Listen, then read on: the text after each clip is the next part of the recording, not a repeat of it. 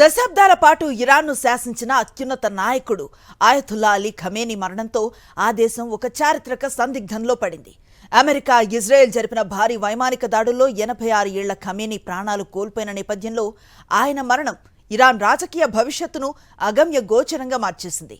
అసలు ఇరాన్ తదుపరి వారసుడు ఎవరు? ఈ క్లిష్ట సమయంలో దేశాన్ని నడిపించేదెవరు? దీనిపై సాక్షి ప్రత్యేక కథనం.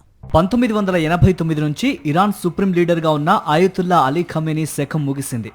ఇజ్రాయెల్, అమెరికా దాడుల పరంపరలో ఖమేనీ మరణించడంతో ఇరాన్ షాక్కి గురైంది.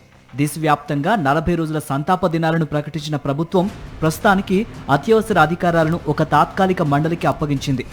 ఇరాన్ రాజ్యాంగంలోని ఆర్టికల్ 111 ప్రకారం సుప్రీం లీడర్ మరణిస్తే కొత్త నాయకుడిని ఎన్నుకునే వరకు ఒక తాత్కాలిక నాయకత్వ మండలి విధులను నిర్వర్తిస్తుంది. ప్రస్తుతం అధ్యక్షుడు Masoud Pezeshkian, judiciary chief Gholam Hossein Mohseni Ejei, Guardian Council సభ్యుడు అలీ రెజా అరాఫీ ఈ బాధ్యతలను స్వీకరించారు. అయితే శాశ్వత వారసుడి ఎంపిక ఇప్పుడు ఒక సవాల్గా మారింది. రేసులో ఖమేనీ కుమారుడు ముస్తఫా ఖమేనీ పేరు ప్రముఖంగా వినిపిస్తోంది. అయితే తండ్రి నుంచి కుమారుడికి అధికారం వెళ్లటం ప్రజాస్వామ్య విరుద్ధమనే వాదనలు కూడా ఉన్నాయి. మరోవైపు రిఫార్మిస్ట్ వర్గాల నుంచి హసన్ ఖొమేనీ పేరు కూడా పరిశీలనలో ఉంది. అటు అత్యంత శక్తివంతమైన రెవల్యూషనరీ గార్డ్స్ ఎవరికి మద్దతు ఇస్తుందనేది ఇప్పుడు ఉత్కంఠ రేపుతోంది.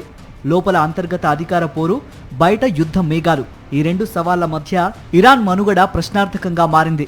ఖమేనీ మరణం ఇరాన్ చరిత్రలో ఒక నూతన అధ్యాయానికి నాంది పలుకుతుందా, లేక ఆ దేశాన్ని మరింత అస్థిరతలోకి నెడుతుందా అనేది కాలమే నిర్ణయించాలి.